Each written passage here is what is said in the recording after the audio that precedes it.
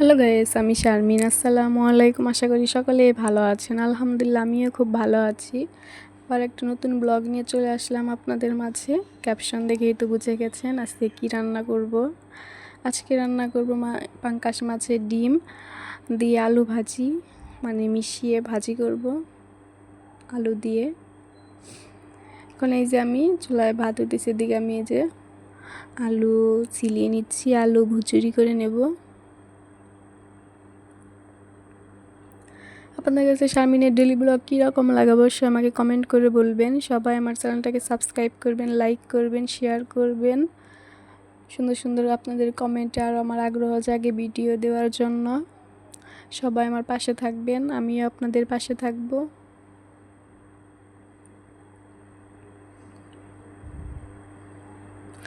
দেখেন এই যে আলু ভুজুরি করে নিয়েছি বা কুচি করে নিয়েছি।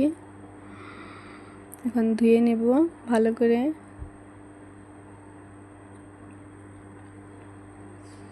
আমি আলুগুলো ধুয়ে নিচ্ছি।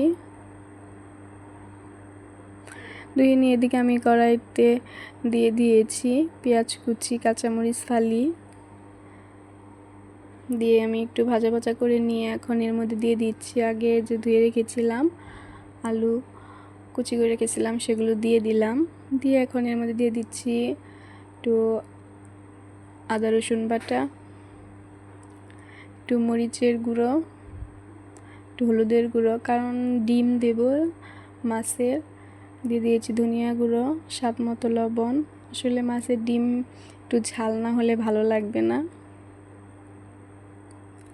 এখন এই যে আমি ঢাকনা দিয়ে ঢেকে আমি ভাজিটা একটু সিদ্ধ করে নেব।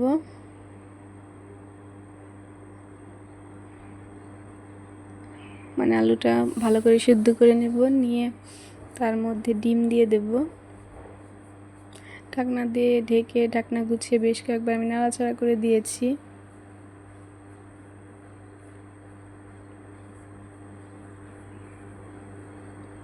এখন এই যে আমি ডিমটা দিয়ে দিলাম, দিয়ে এই যে আমি ভালো করে এই যে মিশিয়ে নিয়ে এখন আবার ঢাকনা দিয়ে ঢেকে দেব। দিয়ে আবার এই যে ঢাকনা গুছিয়ে নাড়াচাড়া করে নিচ্ছি। এখন এই যে আমি ডিমটাকে মানে ভাজা কাটার সাহায্যে একটু থেতো করে নিচ্ছি, কারণ ডিমটা বের করে নিচ্ছি। আমান থাকলে ভিতরে মশলাটা যাবে না, বেশি ভালো লাগবে না। দেখেন যে এখন আমি যে ডিমটা গলে গিয়েছে, এখন আমি যে নাড়াচাড়া করে নিচ্ছি ভাজিটা।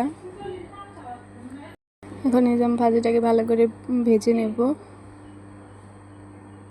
ভাজিটা আমার প্রায় যে হয়ে গেছে, এখন আমি নামিয়ে নেব। দেখেন ফাইনাল লুক এরকম হয়েছে, দেখে মনে হচ্ছে অনেক মজা হয়েছে। আসলে খেতেও অনেক মজা হয়েছিল। এটা আসলে আমি কালকে রান্না করছিলাম, আজকে মানে ভিডিও ছাড়তেছি তাই বলতে পারলাম। আজকে পর্যন্ত সবাই ভালো থাকবেন। আল্লাহ হাফেজ।